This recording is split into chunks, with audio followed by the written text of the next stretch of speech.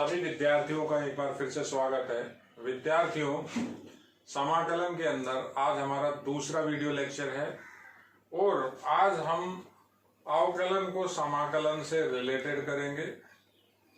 अवकलन किस तरह से समाकलन को हेल्प करता है सॉल्व होने में, यानी अवकलन की सहायता से हम समाकलन के कॉन्सेप्ट को भी समझेंगे और अवकलन और समाकलन के अंदर जो भेद हैं उसकी बात करेंगे। देखिए बेटा, वीडियो लेक्चर दूसरा है ये समाकलन के अंदर। मैंने बोर्ड के ऊपर कुछ अवकलन और कुछ समाकलन के सूत्र लिखे हैं। ये सूत्र मानक सूत्र हैं, हम इनको समझेंगे। याद करना एक अलग बात होती है, समझना एक अलग बात होती है। आप इनको समझिए तो ये आपको किसी भी तरह से भूलेंगे नहीं। देखिए बेटा, मैंने x के सापेक्ष अवकलन के सूत्र लिखे हुए हैं और यहां हमने उसी फलन के x के सापेक्ष समाकलन के सूत्र लिखे हुए हैं। अब पहले इस चीज की बात करते हैं, क्या लिखा हुआ है देखिए, समझिए। मैंने कोई भी फंक्शन f(x) का dy/dx किया, यानी x के सापेक्ष अवकलन किया। जो ये ब्लैक पेन से लिखा हुआ है x के सापेक्ष f(x) का अवकलन। अवकलन करने के बाद हमने उसका समाकलन किया, इंटीग्रेशन dx इस सारे का। तो जैसा कि मैंने आपको कल बताया था, अवकलन और समाकलन एक दूसरे के एंटी होते हैं, एक दूसरे की प्रतिलोम प्रक्रिया है, एक दूसरे के प्रभाव को खत्म कर देते हैं। तो रिजल्ट क्या बना? रिजल्ट हमारा वापस वो फलन f(x) आया। किस तरह से आया था देखिए, ये इंटीग्रल का निशान, ये dy/dx और ये dx आपस में कैंसिल आउट हो जाते हैं, हमारे को वापस वो फंक्शन मिल जाता है। इसी चीज को अभी हम इन दोनों के अंदर समझेंगे, तब हम ये सूत्रों को समझने के बाद याद करेंगे तो बेटा आपको बहुत जल्दी याद होंगे।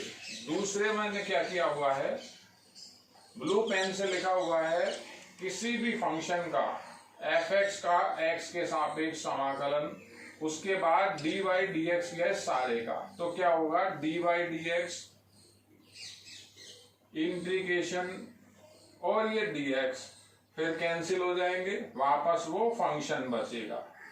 यानी इस ऊपर वाले में हमने क्या किया था, ऊपर वाले के अंदर हमने पहले अवकलन किया, फिर उसका समाकलन किया, तो फिर फंक्शन मिल गया। इसमें हमने क्या किया, पहले समाकलन किया फिर अवकलन किया, तो वापस वो फंक्शन हमें मिल गया। ये कहलाता है अवकलन और समाकलन एक दूसरे के एंटी होते हैं। अब इसी की सहायता से हम इन सूत्रों को समझेंगे। एक एक करके आप बेटा सूत्रों को समझिए। चाहता तो मैं ऐसा भी कह सकता था कि सूत्र आप नोट कर लेना या आप लोगों को मालूम होंगे, हम क्वेश्चन आंसर करेंगे। नहीं, पहले आप सूत्रों को समझिए। जो मैंने फॉर्मूले लिखे हुए हैं सब के सब मानक सूत्र हैं, तो किस तरह से ये काम करते हैं देखिए आप।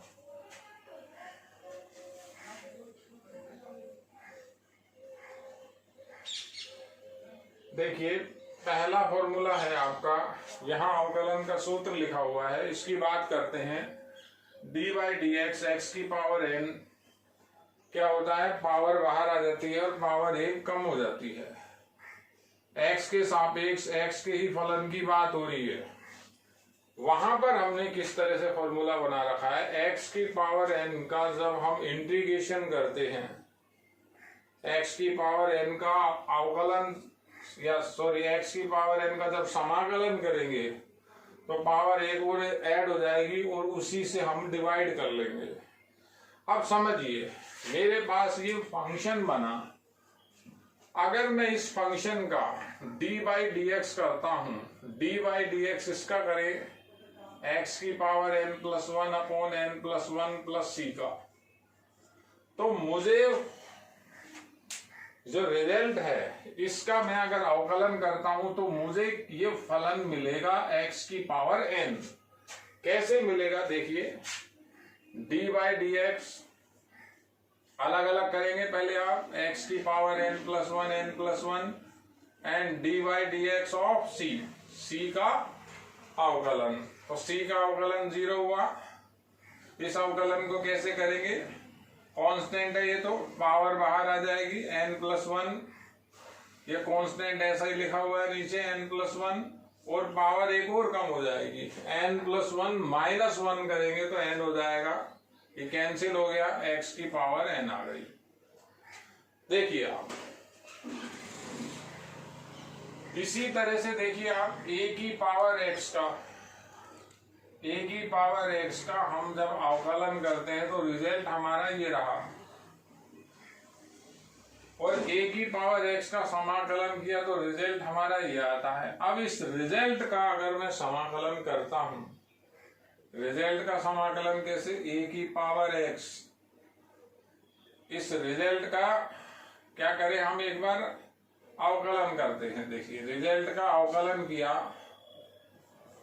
ये dy dx किया, तो मेरे पास ये a की पावर x आएगा। कैसे आएगा, देखिए वही a की पावर x का होगा, ये तो कांस्टेंट है तो कांस्टेंट तो एज इट इज रह जाएगा, log ये a की पावर x का होता है, a की पावर x log ये, और c का 0 हो गया, कैंसिल हो गया, वापस आ गया a की पावर x। देखिए अब जो माइंड में आपकी बात आ रही है, जो आप एक बात सोच रहे हैं, वो मैं आपको अभी क्लियर करता हूं बेटा। देखिए आपके माइंड में ये बात आ रही है कि सर ये फॉर्मूला क्यों नहीं बनाया।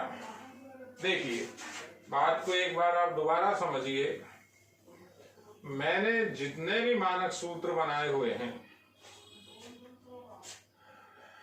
हमने क्या किया है, इसका मानक सूत्र ये बनाया हुआ है। अगर अपन इसका समाकलन करते हैं, समाकलन की बात करते हैं, देखिए n इंटू x की पावर n-1 का समाकलन करते हैं, इस रिजल्ट का समाकलन करते हैं, तो इस रिजल्ट का समाकलन करने के बाद ये फंक्शन आएगा आपके पास।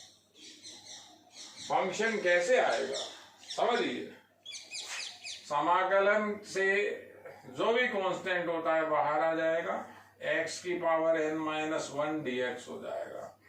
समाकलन और अवकलन कांस्टेंट को बाहर निकाल देते हैं, कांस्टेंट जो होता है वो उसके ऑपरेशन से ही बाहर आ जाता है, ऑपरेटर से ही बाहर आ जाता है।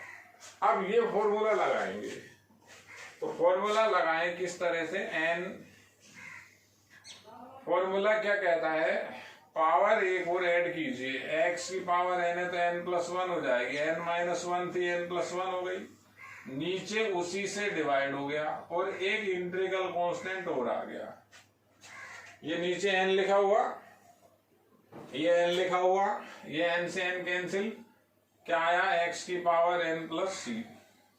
अब c तो क्या है, समाकलन स्थिरांक है, ये तो लिखना जरूरी था। देखिए इस रिजल्ट का समाकलन किया तो फलन आ रहा है, इस रिजल्ट का अवकलन किया तो फलन आ रहा है।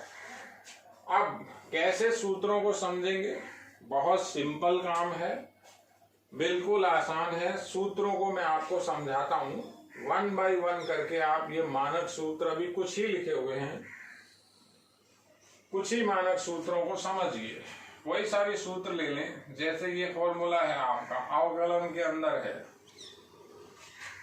और इसी का फॉर्मूला समाकलन के अंदर है। cos x का जो अवकलन होता है माइनस sin x होता है, और cos x का अवकलन माइनस sin x होता है, cos x का समाकलन sin x होता है। ये माइनस sin x है, वो प्लस sin x है। अब किस तरह से आया बात करते हैं। देखिए मैंने अभी क्या बताया था, ये दोनों साइड में ऐसा लिखा, अगर dy dx cos x minus sin x, ये हमारा रिजल्ट है।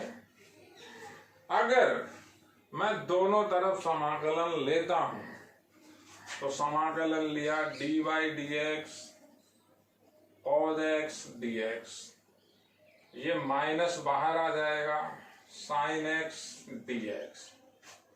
माइनस तो बाहर आता है, अचर है, बाहर आएगा। अभी आपको जो बात बताई है, अवकलन और समाकलन एक दूसरे के एंटी हैं, तो एंटी हैं तो ये dx, ये dy dx और ये इंटीग्रेशन की वैल्यू 1 हो गई। क्या बचा? सिंपल cos x बचा। cos x बराबर, ये माइनस को इधर ट्रांसफर कर सकता हूं, sin x dx। देखिए ये लिखा हुआ है sin x dx का जो समाकलन है, sin x का समाकलन x के सापेक्ष minus cos x plus c होता है, तो ये माइनस cos x आ गया। इंटीग्रल कांस्टेंट तो होगा ही होगा, समझिए। अब अगर मैं इसी का अवकलन कर देता हूं, क्या कर रहे हैं, dy dx minus cos x plus c, तो रिजल्ट क्या आएगा, वापस फंक्शन आ जाएगा। देखिए इधर भी dy dx लगाया, समाकलन sin x dx, इसका समाकलन करें, ये इसका अवकलन करें तो dy dx minus cos x, minus बाहर आएगा, dy dx cos x, c का 0 हो जाएगा। यहां क्या होगा, dy dx और ये समाकलन और ये dx कैंसिल हो जाएंगे, तो रिजल्ट sin x ही आता है। देखिए समझिए कैसे आता है sin x। cos x का समाकलन क्या होता है, माइनस sin x, एक माइनस ये रहा, sin x हो गया, रिजल्ट दे दिया sin x। आपको इस तरह से एक बार ये फॉर्मूले समझने हैं। मैंने फॉर्मूले किस तरीके से लिखे हैं, देखिए कुछ भी नहीं करना है, बहुत सिंपल तरीके से याद हो सकते हैं। आपको जितने भी फॉर्मूले अवकलन के मालूम है, आप एक बार लिखिए। कैसे याद करेंगे, कैसे समझेंगे, ये शुरू के 3 बेसिक सूत्र हैं। उसके बाद 1 2 3 4 5 6 ये ट्रिग्नोमेट्रिकल रेशियो है, sin x cos x tan x cot x sec x cosec x। तो इनके मैंने यहाँ क्या किए हुए हैं, अवकलन लिखे हुए हैं। अब बच्चा ये कहता है कि सर जैसे a की पावर x का ये बना, तो इसका समाकलन ये आना चाहिए, इसका समाकलन तो यही आएगा, इसका समाकलन करेंगे तो यही आएगा। तो हमें वहां a की पावर x के फॉर्मूले की जरूरत पड़ती है। तो इसका समाकलन एक बार मैं आपको समझाता हूं। देखिए dy dx a की पावर x बराबर a की power x log a dx। ये सूत्र कैसे बना, हम इसकी बात कर रहे हैं। देखिए समझिए इसको, दोनों पक्षों का मैंने क्या किया, अब समाकलन किया, dy dx a की पावर x और dx। इधर भी करेंगे, वहां भी करेंगे, किसका, a की पावर x log e। उधर यहां हमने क्या किया, समाकलन लगाया इस सूत्र के लिए, इधर भी हम समाकलन का निशान लगा रहे हैं। देखिए तो अब क्या हुआ, अब रिजल्ट कैसे आएगा, कैसे रिजल्ट मिलेगा, ये अचर है, बाहर आ जाएगा, ये बाहर आ गया। बाहर कैसे आया, log e, बचा क्या, a की पावर x dx। अब यहां आपको अभी बताया कि अवकलन और समाकलन एक दूसरे के एंटी होते हैं, तो dy dx और इंटीग्रेशन कैंसिल हो जाएगा, a की पावर x बचेगा। इसको मैं डिवाइड कर सकता हूं, a की पावर x log ये बराबर मेरे पास बन गया a की पावर x dx। देखिए ये सूत्र बन गया, a की पावर x का समाकलन a की पावर x अपॉन log ये होता है, वहां गुणा में log ये आता है, यहाँ अपॉन log ये आता है। तो जो बेसिक सूत्र मैंने आपको यहाँ लिखे हुए हैं, आपको उनको समझना है। अब एक नया सवाल या एक नई बात यहां पर अभी tan x का समाकलन नहीं है, tan x का अवकलन था, tan x का अवकलन sec स्क्वायर x था, तो sec स्क्वायर x का समाकलन tan x हो गया। cot x का अवकलन माइनस कोसेक स्क्वायर x होता है, तो कोसेक स्क्वायर x का समाकलन, ये माइनस तो वहां चला जाएगा, cot x हो जाएगा। अब हमारे पास अभी ये त्रिकोणमितीय फलन में केवल साइन और कोस ही है, tan x का समाकलन नहीं है, cot x का नहीं है, sec x का नहीं है, कोसेक x का नहीं है, तो वो अभी अपन आगे बढ़ाएंगे। वो समाकलन के जो आप मेथड पढ़ेंगे, अलग अलग विधियां पढ़ेंगे, उनसे हम वो समाकलन देखेंगे वो किस तरह से बनता है। अब ये बेसिक फॉर्मूले हैं, इनका ये रिजल्ट है। आप अवकलन समझिए, समाकलन के भी सूत्र याद हो जाएंगे, मानक सूत्र हैं, अच्छी तरीके से आपको याद करना है।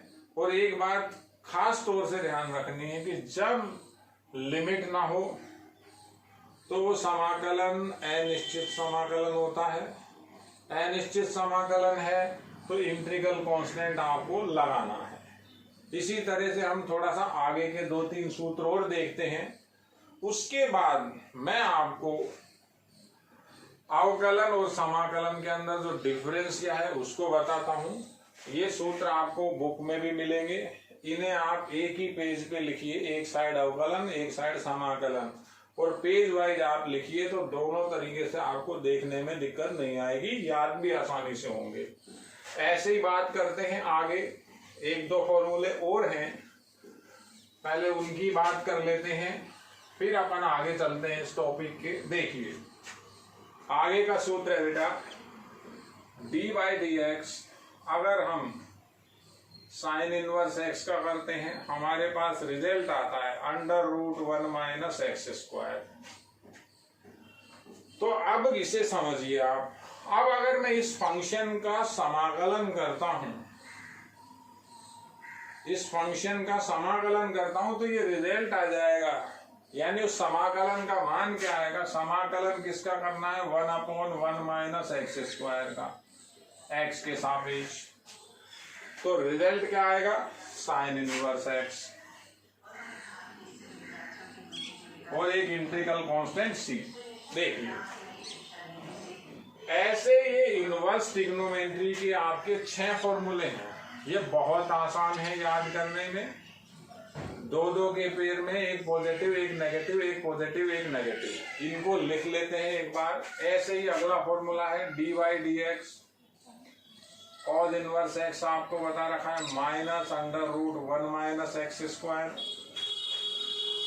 तो अब अगर मेरे पास -1/1 - x² dx का समाकलन हो तो cos इनवर्स x आ जाएगा।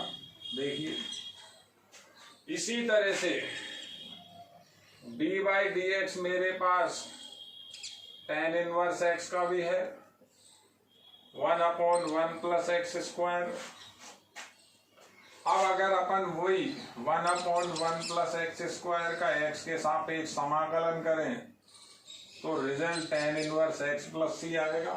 मानक सूत्र है, 100% ये बच्चे को याद होने चाहिए। सूत्रों के बिना बेटा कुछ भी नहीं होगा। सूत्रों को इतने शानदार तरीके से याद कीजिए कि आपको दिखने भी लगे। अब दिखने कैसे लगे, ये x के सापेक्ष बात चल रही है, ये x के सापेक्ष बात है। अब अगर ऐसा ही सूत्र ये लिखा हुआ है 1/1 + p² और dp, 1/1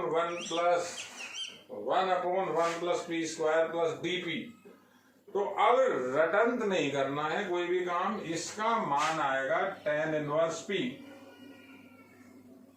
plus integral constant c। ये होती है समझने की बात। ऐसे ही 2-3 फॉर्मूले और हैं, 6 हैं ये भी। d/dx cot इनवर्स x होता है आपका -1/1 + x²। तो यहां लिख रहा हूं -1/1 + x² dx, कभी भी दिखता है तो उसका रिजल्ट आएगा cot इनवर्स x + c। देखिए बेटा समाकलन के सूत्र हैं, आप एक ही पेज में, पेज का मतलब पेज के सेंटर में लाइन खींचिए, दोनों तरफ, एक तरफ अवकलन एक तरफ समाकलन के सारे सूत्र, जो भी इनिशियल, जो भी आपके मानक सूत्र हैं सब लिखिए। उसके बाद डी बाई डी एक्स बताया हुआ है आपको सेक इनवर्स एक्स का, ये होता है 1/x under root x square minus 1। तो इसका जो रिजल्ट है, इसका रिजल्ट क्या बताया हुआ है, अब क्या आएगा, डी बाई डी एक्स अगर x under root x square minus 1 हो तो sec inverse x plus c आ जाएगा। 5 हुए, छठा ये रहा डी बाई डी एक्स और सेक इनवर्स एक्स का होता है -1/x under root x square minus 1। अवकलन है, समाकलन कैसे बनेगा, -1/x under root x square minus 1 dx। ये dx है, गुणा में भी लिख सकता था, 1 लगा के या अलग से भी लिख सकता था।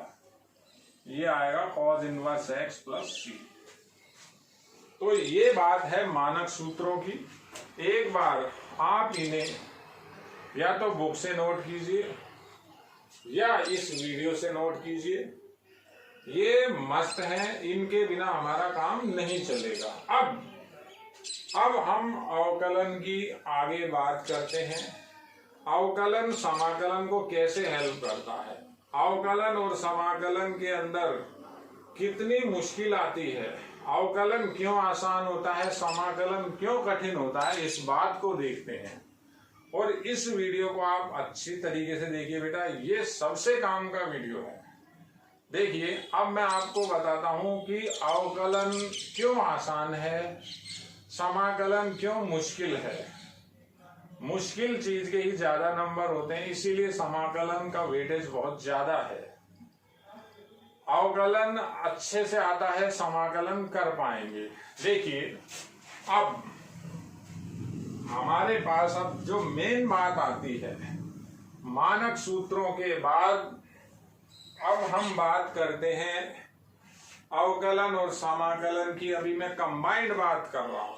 देखिए, अगर d by d x u plus minus v plus minus डब्ल्यू plus minus up to so on, ये 2 या 2 से अधिक फलनों के योगफल या व्यवकलन का जो सूत्र होता है अवकलन के अंदर, वो किस तरह से आपको बता रखा है, कैसे आप उसको लगा चुके हैं। आप क्या करते हैं, सभी का अलग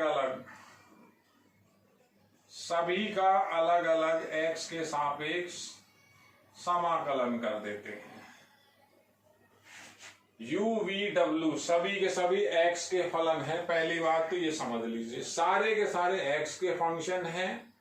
तो ये एक बात किसकी, अवकलन की। कितने ही फंक्शन हो, प्लस माइनस के साथ सब अलग अलग फलन हो, तो उनका सबका अलग अलग अवकलन हो जाता है। यही चीज समाकलन के लिए भी सत्य है। मान लेते हैं अब इंटीग्रेशन आ गया, किसका आ गया, u plus minus v plus minus डब्ल्यू plus minus up to so on और dx। सब x के फलन है ये। तो यहां भी हम यही काम करते हैं, सबका अलग अलग x के सापेक्ष समाकलन लिख लेते हैं। प्लस हो तो प्लस लगा देते हैं, माइनस हो तो हम माइनस लगा देते हैं, सभी का अलग अलग समाकलन हम लिख देते हैं। ये भी बात सही है। अब तीसरी और मेन बात, जब मेरे पास डी बाई डी एक्स 2 या 2 से अधिक फलनों का गुणनफल आता है, तो हम क्या करते हैं, हम 1/1 अवकलन कर लेते हैं। एक का अवकलन करते हैं, एक को छोड़ते हैं, एक का करते हैं, एक को छोड़ते हैं, 1/1 हम अवकलन कर लेते हैं। कैसे, VW को छोड़ देते हैं, अवकलन किसका, और जो भी है उसको छोड़ देते हैं, अवकलन किसका कर देते हैं, किसी भी एक का, U का, प्लस लगाते हैं। अब V का करेंगे तो u और w छोड़ दिया और जो भी है उनको छोड़ दिया, v का अवकलन कर दिया, फिर प्लस लगाते हैं, u v छोड़ दिया और जो भी है उसको भी छोड़ दिया और अवकलन dw बटा dx कर दिया। ऐसे ये प्रोसेस चलता रहता है प्लस के साथ ही। यह है दो या दो से अधिक फलनों का गुणनफल का अवकलन। लेकिन समाकलन के लिए ऐसा कोई सूत्र हमारे पास नहीं है। यानी आपके पास अगर u v w दो या दो से अधिक फलन है, गुणनफल में है, उनका समाकलन करना है, तो हमारे पास कोई सूत्र नहीं है, कोई भी स्टैंडर्ड फॉर्मूला हमारे पास नहीं है, कोई मानक सूत्र हमारे पास नहीं है। अभी कोई बच्चा ये नहीं समझे कि सर ऐसा सूत्र हमने देख रखा है या हमको किसी ने बता रखा है। ये एक विशेष कंडीशन है जिसमें आइलेट का नियम लगता है। दो फलनों के गुणनफल का समाकलन, दो फलनों के गुणनफल का समाकलन संभव है, विशेष परिस्थिति है। तीन का तो है ही नहीं। मैं क्या बता रहा हूं, दो या दो से अधिक फलनों के गुणनफल के समाकलन का कोई सूत्र हमारे पास अभी अस्तित्व में नहीं है, इनिशियल कंडीशन पे। ये बात अब क्या फर्क पड़ा कि इसका समाकलन नहीं हो सकता और सवाल आता है। समझिए बात को, अब समझिए, देखिए सवाल ऐसे आ गया, e की power x x tan x, मान लेते हैं किसी तरह का ये सवाल है, तो इसका अवकलन हो जाएगा, समाकलन नहीं होगा। समाकलन इसका किसी भी कंडीशन में नहीं होगा। इस चीज को हम आगे समझेंगे। हर चीज का समाकलन नहीं किया जा सकता, लेकिन हर चीज का अवकलन हम कर सकते हैं। पहली बात आपको यही समझनी है, गुणनफल में समाकलन के लिए सूत्र नहीं है। अब d बाई डी एक्स जब हम u अपॉन v करते हैं, दो फलनों के भागफल का अवकलन जब हम करते हैं, तो हमारे पास सूत्र है, क्या है, 1 अपॉन वी स्क्वायर। नीचे वाले को लिखा 1 अपॉन वी स्क्वायर, नीचे वाले को छोड़ते हैं, ऊपर वाले का अवकलन, माइनस लगाते हैं, ऊपर वाले को छोड़ते हैं, नीचे वाले का अवकलन। ये सूत्र है। लेकिन दो फलनों के भागफल के समाकलन का सूत्र हमारे पास नहीं है। अब जो बच्चा इस बात को समझ लेगा कि ये अवकलन हो रहा है, समाकलन नहीं हो रहा, अवकलन हो रहा है, समाकलन नहीं हो रहा, अब इन दोनों का जो इलाज है, इलाज तो इनका भी है, अवकलन तो इनके भी होंगे, किसी न समाकलन तो इनके भी होंगे, इसका भी समाकलन होगा, किसी दूसरी विधि से होगा, इसका भी समाकलन होगा, किसी दूसरी विधि से होगा। तो ये एक ऐसी कंडीशन है, हम ये कहते हैं कि समाकलन अवकलन की तुलना में थोड़ा कठिन होता है। अब हमारे पास अवकलन के अंदर बहुत आसान अलग अलग तरह के कॉन्सेप्ट हैं। चेन रूल है, फलन के अंदर फलन है तो हमको मालूम है, हम क्या करते हैं, चेन बना लेते हैं। इम्प्लिक्ट फंक्शन है, अस्पष्ट फलन है तो सीधा ही उसका अवकलन कर देते हैं। पावर के ऊपर पावर, वेरिएबल की पावर वेरिएबल है तो हम लोग लेके अवकलन कर देते हैं। पैरामीट्रिक इक्वेशन है, दो अलग अलग प्राचलिक समीकरणें हैं तो हम क्या करते हैं, x का पैरामीटर के सापेक्ष, y का पैरामीटर के सापेक्ष dy अपॉन dx निकालते हैं तो हम क्या लिख देते हैं, dy upon dt upon dx upon dt तो अवकलन हो जाता। अवकलन में विधियां अलग अलग खूब है, समाकलन में ऐसी विधियां नहीं है। तो समाकलन में अवकलन किस तरह से हेल्प करता है आपको ये बात समझनी है।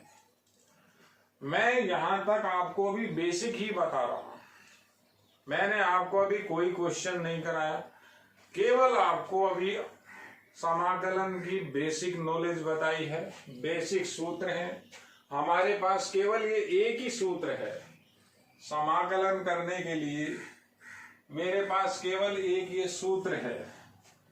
इस सूत्र को लगा सकते हैं, या आपको जो मैंने मानक सूत्र बताए थे, अभी मैंने मानक सूत्र लिखे थे 15 या 16 समाकलन के मानक सूत्र हैं, अभी हमारे पास वही है। धीरे धीरे हम सूत्रों को और डेवलप करेंगे।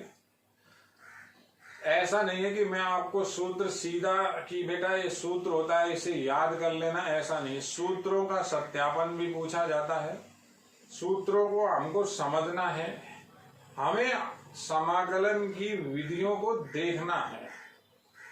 तो इनिशियल स्टार्टिंग हम कर चुके, अब कुछ हम बात करते हैं।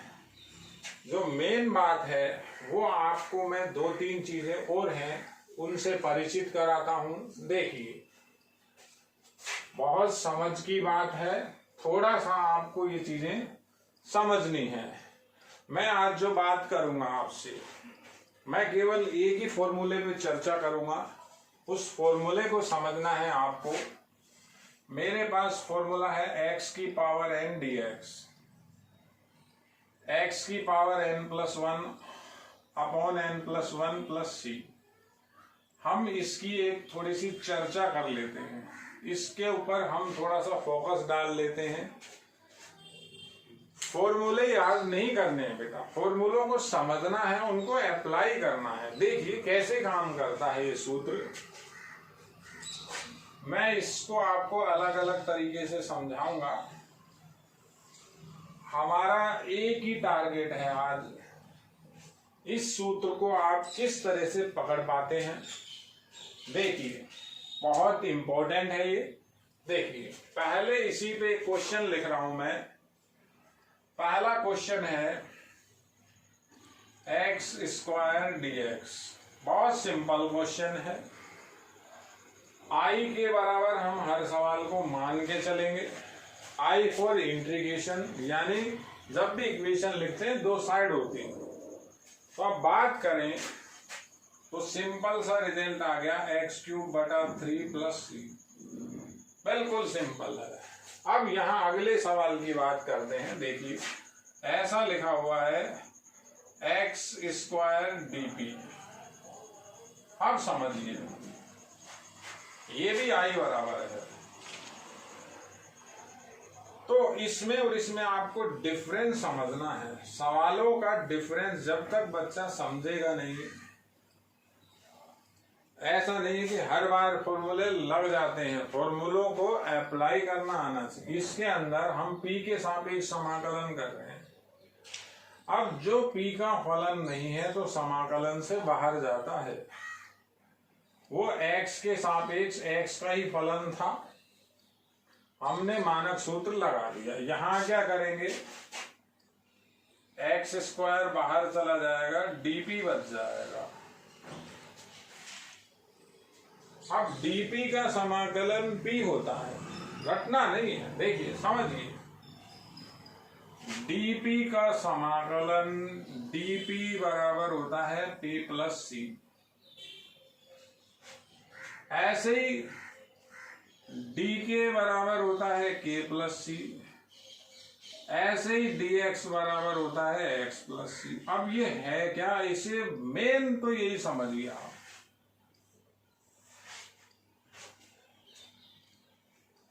समझाता हूं, देखिए यहां देखिए i बराबर x²। अब यहां पे जो मेरे पास फंक्शन है वो इकाई है। 1 dp लिखा, 1 लिख सकते हैं, इतना लंबा करना नहीं है, लिखना तो यही है, लिखना तो डायरेक्ट ही है। तो आई बराबर लिखा एक्स स्क्वायर, 1 को मैं लिख रहा हूं p की पावर 0। किसी भी संख्या की पावर 0 यूनिटी होती है, इकाई होता है, p की पावर 0 dp। अब ये सूत्र लग जाएगा, समाकलन को देखिए, सूत्र को देखिए। तो आई बराबर एक्स स्क्वायर, तो ऐसा का ऐसा, पावर 1 बढ़ेगी, 0 में 1 जोड़ेंगे 1 हो जाएगा, p हो जाएगा, और 1 का ही भाग लग जाएगा, और प्लस इंटीग्रल कांस्टेंट। सबसे इंपॉर्टेंट आप यही मान के चलिए आज का टॉपिक। ऐसे ये लिखे हुए हैं, हम ये डायरेक्ट लिखेंगे। तो ये पहली बात, दोनों में फर्क समझिए। और ये 3 सूत्र नहीं है, सूत्र का नाम आते ही बच्चा घबरा जाता है, सर और सूत्र आ गया। सूत्र कुछ भी नहीं है, डीपी का इंटीग्रेशन p, डीके का k, dx का x। कैसे किया यहां देखिए आप। अचर है कोई भी गुणनफल में, तो इंटीग्रेशन से वो बाहर आ जाएगा, समाकलन से वो बाहर आ जाएगा। आगे देखते हैं, एक एक करके आप बेटा इनको समझिए। देखिए, मैं आपको गणित के अंदर ऐसा नहीं चाहता कि हम हर चीज को निकाल के देखें, कई बार डायरेक्ट अप्लाई करनी पड़ती है। कैसे, ये आ गया, क्या आ गया, √x dx आ गया, इंटीग्रेशन करना है, सूत्र बन जाएगा। अभी याद रखना पड़ेगा, ये क्या लिखा हुआ है, x की पावर हाफ dx, x की पावर हाफ dx। तो फॉर्मूला लगाए तो x की पावर 3/2 हो गई, और 3/2 से डिवाइड किया, इंटीग्रल कांस्टेंट हो रहा गया। तो 3/2 तो ऊपर चला गया, 2/3 हो गया, ये 2/3 हो गया, ये 1.5 पावर है। पावर कितनी है, 1.5, 1 तो ये रही, हाफ ये रही, और प्लस c। याद रखिए बेटा इसको। हम गणित के अंदर थोड़ी सी स्पीड की भी बात करते हैं, पेपर के अंदर बहुत समय का अभाव रहता है, हर चीज को हम निकाल के देखें, उससे बेटर है कई चीजों को हम याद भी कर लें, और जैसे जैसे काम में लेंगे तो याद होंगी। ऐसे याद नहीं करने कि आप कॉपी में लिख के बैठ के याद करें, आप उनको अप्लाई कीजिए, काम में लीजिए। बार बार काम में लेंगे आपको सब कुछ याद होगा। और एक देखते हैं, 1/√x dx। ये मैं कुछ ऐसे फॉर्मूले बता रहा हूं जो बार बार काम आते हैं। तो अब इसकी बात करते हैं, तो इसके अंदर क्या हो रहा है, पावर -½ है। देखिए, ये पावर ऊपर 1/2 पावर है, ऊपर गई -½ तो अब क्या होगा, सूत्र ये रहा, x की पावर ½ हो जाएगा, -½ में 1 जोड़ेंगे, +½ हो जाएगा, +½ प्लस इंटीग्रेशन कांस्टेंट c। तो वापस इसको क्या लिख दें, ये √x हो गया, ये क्या हो गया, √x, और ये 2 ऊपर चला गया, तो क्या हो गया, 2√x। देखिए, समझिए बेटा। और ये लिखा आपने इंटीग्रल कांस्टेंट c, 1/√x का समाकलन होता है 2√x। ऐसे ही कई फॉर्मूले बनते हैं, एक नहीं काफी सूत्र हैं। एक एक करके हम जैसे जैसे क्वेश्चन आंसर करेंगे उनमें वो अप्लाई भी करेंगे। मैंने आज आपको इस वीडियो में केवल इतनी बात बताई है, हमने अभी कोई भी एक्सरसाइज स्टार्ट नहीं की। समाकलन के अंदर ध्यान देना है, ऐसा नहीं है कि समाकलन है अवकलन का सूत्र लगा दिया, अवकलन है समाकलन का लगा दिया। अब अगले वीडियो में हम बात करेंगे कि किस तरह से हम अवकलन को काम में लेते हुए फलनों के समाकलन करते हैं। धन्यवाद बेटा, थैंक यू।